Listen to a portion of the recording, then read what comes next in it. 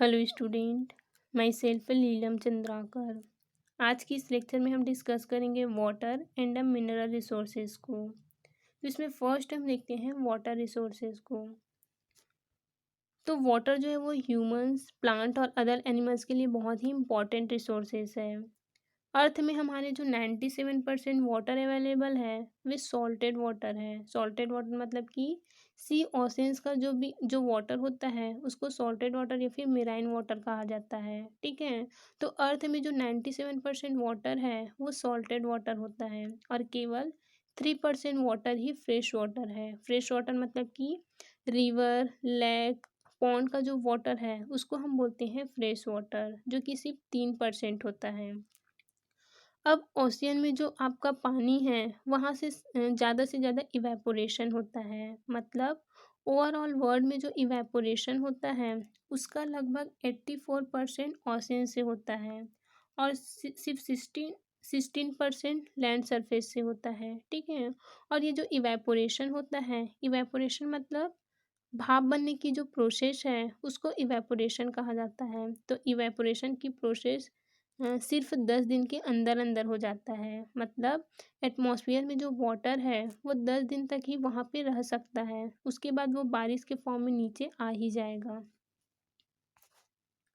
उसके बाद है main sources of water for our use. तो जो मेन सोर्स है वाटर के उसमें पहला आता है rainfall. India can be broadly divided into 15 ecological regions. तो इंडिया को आप 15 इकोलॉजिकल रीजन में डिवाइड कर सकते हो। The vast ecological diversity of this country is reflected in the diversity in available water resources. जो वाटर रिसोर्सेज अवेलेबल है उसके अकॉर्डिंग आप वहाँ की इकोलॉजिकल डाइवर्सिटी के बारे में बता सकते हैं। ठीक है, उसके बाद नेक्स्ट है with an average annual rainfall of 1170 mm। India में एनुअल रेनफॉल मतलब कि जो औसत वर्षा है वो 1170 mm होती है, जिसे कि हम ये कह सकते हैं कि सबसे ज़्यादा वेटेस्ट कंट्री है। सबसे ज़्यादा पानी यहाँ पे ही गिरता है। अब जो पानी आपका बरसता है वो हर जगह एक समान नहीं होता, सब जगह अलग अलग बरसता है। मतलब कि इसका जो मतलब जियोग्राफिकल डिस्ट्रीब्यूशन के अकॉर्डिंग अलग अलग बारिश होती है। जैसे कि चेरापूंजी जो कि नॉर्थ ईस्ट में है वहाँ सबसे ज़्यादा बारिश होती है। वहाँ लगभग 1100 mm बारिश होती है और जो कि बहुत ज़्यादा है। ठीक है, और अगर जैसलमेर में देखें तो वहाँ सबसे कम लगभग 200 mm बारिश होती है, जो कि बहुत कम है। ठीक है, अब जो सेकेंड सोर्स है वाटर का वो है ग्राउंड वाटर। जो यहाँ पे एनुअल रेनफॉल होता है उसका 10 गुना हमारे ग्राउंड वाटर में पाया जाता है। और ग्राउंड वाटर को अलग सोर्स के रूप में प्राप्त किया जा सकता है, जैसे कि वेल, जिसको हम कुएं भी बोलते हैं। ठीक है, तो भूमि को खोदकर गड्ढा बनाया जाता है जिसमें वाटर जो है वो आकर के इकट्ठा होता है, तो ये भी एक सोर्स है वाटर का। इसी प्रकार से स्प्रिंग, जिसको स्रोत भी कहते हैं। तो अर्थ पर किसी नेचुरल छिद्र से अपने आप निकलने वाला जो वाटर है उसको स्प्रिंग या फिर स्रोत कहते हैं। ठीक है, तो ये जो दोनों हैं वो ग्राउंड वाटर का सोर्स है। अब इसमें थर्ड जो सोर्स है वो है सरफेस वाटर। तो अगर इंडिया में देखा जाए तो 14 मेजर मतलब कि प्रमुख, 44 मीडियम और 55 माइनर रिवर बेसिन्स है। ठीक है, अर्थ अब ये जो सरफेस वाटर है वो है क्या? तो अर्थ की आउटर सरफेस पर पाया जाने वाला जो वाटर है उसको सरफेस वाटर बोलते हैं। ठीक है, ये जो सरफेस वाटर है ये स्थिर भी हो सकता है या फिर गतिशील भी हो सकता है। ठीक है, स्थिर मतलब कि जैसे कि झील, तालाब, इन सब का जो वाटर है वो स्थिर होता है, या फिर गतिशील भी हो सकते हैं जैसे कि रिवर हो गया, नाले का पानी हो गया, वाटर सोर्स, ये हमेशा मूव करते रहता है, बहते रहता है। ठीक है, तो ये गतिशील वाटर हो गया। उसके बाद है वाटर यूज़। तो 1950 से लेकर अभी तक में लगभग 4 से 8% तक वाटर जो है वो यूज़ हो चुका है। ओवरऑल वर्ल्ड में 70% जो वाटर का यूज़ है वो मतलब 70% जो वाटर का यूज़ हो रहा है वो एग्रीकल्चर के लिए हो रहा है, और 10% सिर्फ डोमेस्टिक में मतलब कि घरों में यूज़ हो रहा है। और नगर पालिका की जो सप्लाई होती है 10% वहाँ पे यूज़ होता है, और बाकी का जो बचा हुआ जो वाटर है वो इंडस्ट्री में यूज़ होता है, जैसे कि cement, mining, detergent, leather industry, इन सब में हमारा बाकी का पानी जो है वो यूज़ होता है। उसके बाद नेक्स्ट है, in India since independence availability of water has declined bye 2/3। जब से देश आज़ाद हुआ है तब से अभी तक में जो हमारा पानी का उपयोग है वो 2/3 घट चुका है, मतलब कि 2/3 ख़त्म हो चुका है और सिर्फ 1/3 बचा है। ठीक है, जो सबसे ज़्यादा वाटर को कंज्यूम करते हैं उसमें है agriculture, petrochemical, fertilisers and chemicals. ठीक है, तो ये जो इंडस्ट्री है वो बहुत ज़्यादा यूज़ कर रहे हैं, और जब से देश आज़ाद हुआ है तब से लेकर आज तक देखा जाए तो 10 गुना यूज़ किया जाने लगा है। ठीक है, उसके बाद है problem related with water resources, मतलब वाटर रिसोर्सेज के लिए क्या क्या प्रॉब्लम्स है। इसमें से फर्स्ट है to meet the needs of the huge population surface water और ओवर ड्रॉन, मतलब कि जैसे जैसे पॉपुलेशन बढ़ती जा रही है, जैसे जैसे जनसंख्या बढ़ती जा रही है, तो हम सरफेस वाटर का यूज़ जो है वो ज़्यादा करते जा रहे हैं, जैसे कि पॉन्ड का वाटर हो गया, लेक का वाटर हो गया, रिवर का वाटर हो गया। इन सब का अगर हम ज़्यादा यूज़ करेंगे तो हमारे आसपास का जो एरिया है जहाँ पे पानी है वो सूख जाएगा। उसके बाद सेकेंड है excessive aeration in semi-arid and arid regions can cause salt accumulation in the soil due to which crop productivity may decline। अगर हम ज़्यादा सिंचाई सूखे एरिया में करते हैं तो सॉल्ट जो है वो एक्यूमुलेट हो सकता है। ठीक है, मतलब कि मिट्टी में नमक का जो संचय है वो ज़्यादा हो सकता है, जिससे वहाँ की जो क्रॉप प्रोडक्टिविटी है वो वहाँ की घट सकती है। उसके बाद है heavy rainfall result in rapid run of from areas having the exposed soil particularly on mountain slopes। जो हैवी रेनफॉल होती हैं तो उससे क्या होगा, रैपिड रन ऑफ होगा। रन ऑफ मतलब मिट्टी का उखड़ना। तो जब बारिश बहुत ज़्यादा होगी तो मिट्टी का क्षय भी ज़्यादा होगा। ठीक है,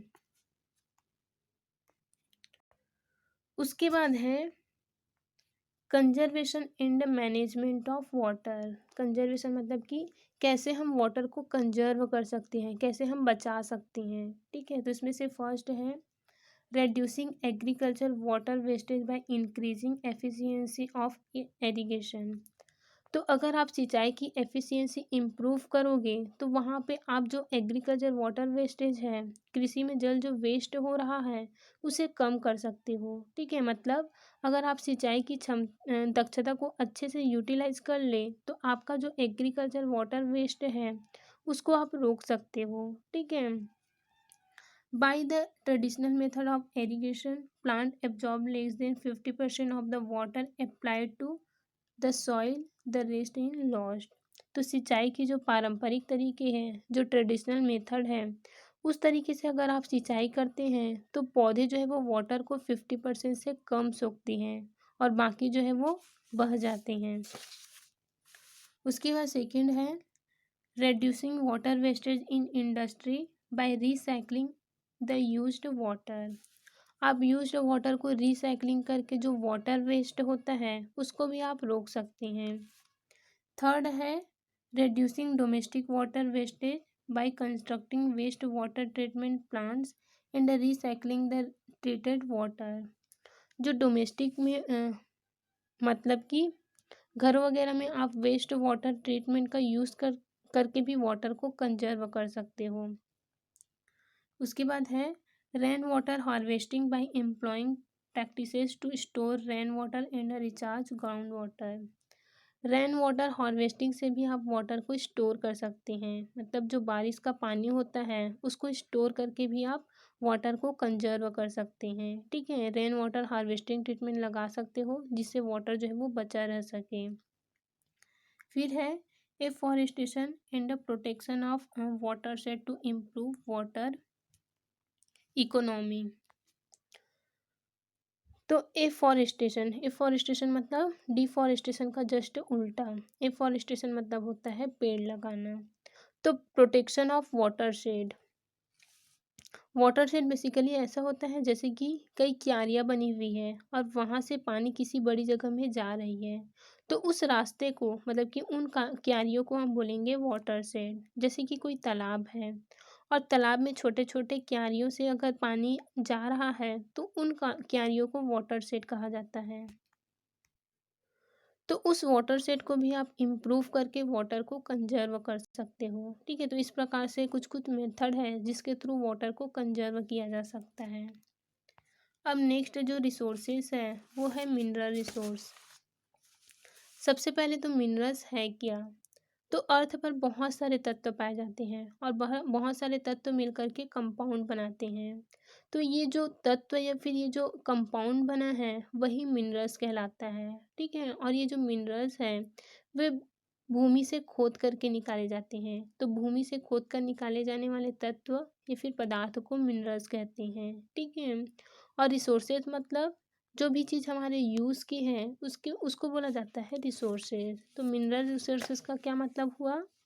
तो ऐसे तत्व या फिर ऐसे पदार्थ जो भूमि से खोद कर निकाले जाते हैं और जो हमारे काम आ रहे हैं, जो हमारे यूज़ की है, वे मिनरल रिसोर्सेज कहलाते हैं। ठीक है, तो मिनरल रिसोर्सेज में फर्स्ट पॉइंट है mineral essential to our industrialisation society and daily life are non renewable resources. मतलब जो मिनरल्स है वो नॉन रिन्यूएबल रिसोर्सेज होते हैं जिसे हम डेली लाइफ या फिर इंडस्ट्री के लिए यूज़ करते हैं। उसके बाद है due to the increase in industrialisation the consumption of minerals has increased tremendously all over the world. जो औद्योगिकीकरण हो रहा है, जो इंडस्ट्रियलाइजेशन हो रहा है, तो मिनरल्स का कंजप्शन भी ऑल ओवर वर्ल्ड होता जा रहा है जिससे मिनरल्स की शॉर्ट सप्लाई होती जा रही है। ठीक है, जैसे कि सिल्वर, कॉपर, मरकरी, टंगस्टन, और ये लगभग 20 से 100 वर्षों के अंदर समाप्त हो जाएंगे। उसके बाद है minerals can be metallic that is iron, copper, gold etcetera, और non metallic that is sand, 12 stone, salt, phosphate etcetera.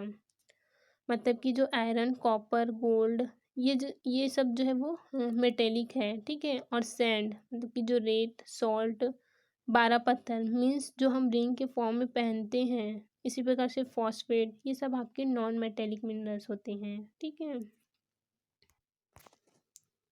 उसके बाद नेक्स्ट है some important minerals and their usage.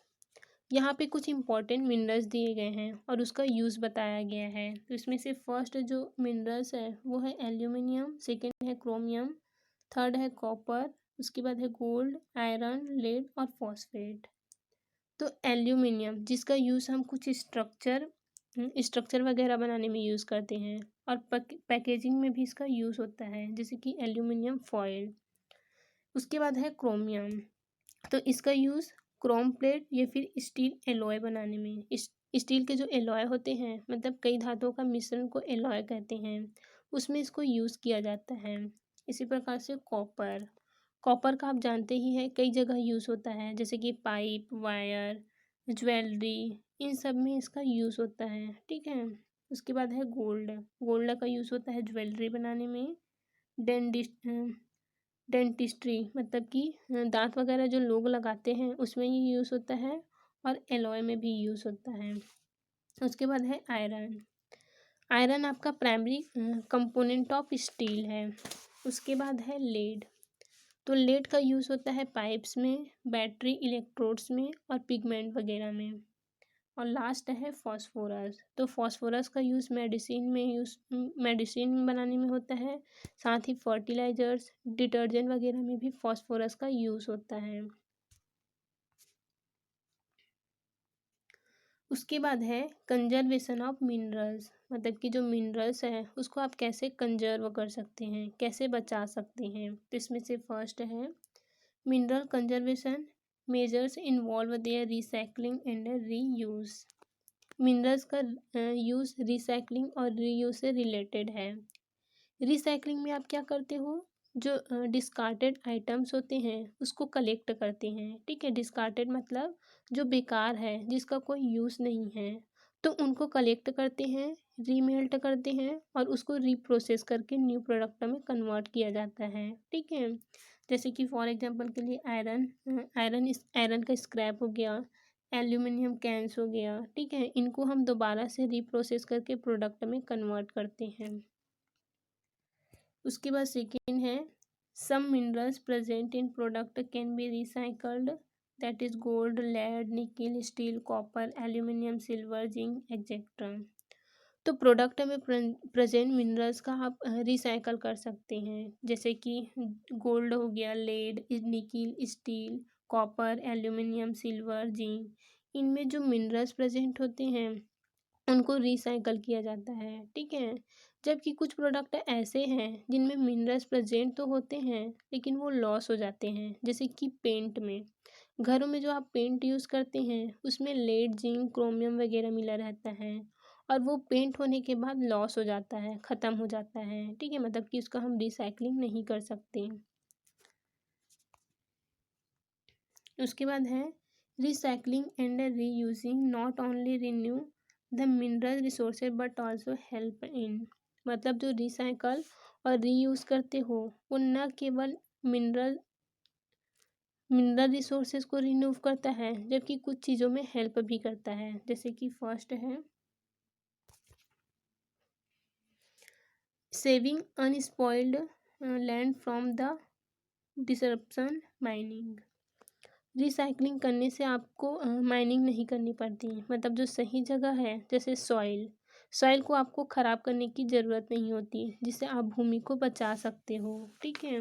उसके बाद सेकंड है जो सॉलिड वेस्ट अवेलेबल हो जाता है, जैसे कि एल्यूमिनियम वगैरह, तो वो इकट्ठा नहीं हो पाता क्योंकि आप उसे रीयूज़ कर लेते हो, ठीक है। उसके बाद थर्ड है reducing energy consumption and pollution. आप एनर्जी कंजप्शन को भी रिड्यूस कर नहीं होने देते और पॉल्यूशन को भी बचाते हैं, ठीक है, रिसाइकलिंग और रीयूज से। तो इस प्रकार से हम जो मिनरल्स है उसको कंजर्व कर सकते हैं।